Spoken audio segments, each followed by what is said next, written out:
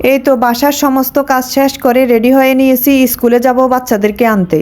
আমরা যারা মা ওরাই জানি এক হাতে কত কিছু সামলাতে হয় আমাদেরকে। এই তো বের হওয়ার সময় তরকারিটা চেক করে চুলাটা বন্ধ করে দিয়ে যাচ্ছি, তারপরে লাইট ফ্যান সবকিছু ঘরের বন্ধ করে যেতে হবে। এদিকে হাতে মোটেও সময় নাই, অনেক বেশি তারা, স্কুল ছুটি হওয়ার সময় হয়ে গেছে, কিন্তু আমাকে ঠান্ডা মাথায় সবকিছু বন্ধ করে ঠিকঠাক করে যেতে হবে। কিন্তু এই তো বিসমিল্লাহ করে বের হলাম, দরজায় লক করে নিচ্ছি।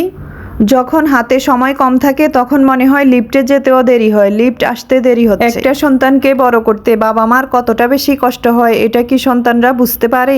বাবা মা সবকিছু উজাড় করে দিয়ে চায় যে আমার সন্তানটা ভালো মানুষ হোক, প্রতিষ্ঠিত হোক। সবাই আমার সন্তানদের জন্য দোয়া করবেন যাতে ভালো মানুষ তৈরি করতে পারে। এই তো রওনা দিলাম, স্কুলে গিয়ে দেখা হবে। আমি ছেলে মেয়েদের জন্য অপেক্ষা করতেছি, ওরা এসে গিয়েছে।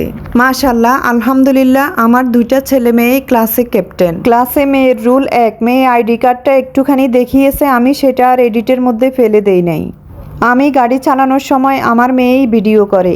গাড়িতে বসে বসে ছেলে মেয়ে ক্লাসে কি হয়েছে, কার স্যার কি বলছে বা বিস্তারিত এগুলো নিয়ে আলোচনা করে। ওরা যেহেতু ক্লাসে ক্যাপ্টেন, ওদের কিন্তু অনেক বেশি দায়িত্ব। ওরা আর্লি যেতে হয়, আবার লেটে আসতে হয়। সবার দোয়া কামনা করে আজকের মতো এখানে বিদায় নিচ্ছি। আল্লাহ হাফেজ, আসসালামু আলাইকুম।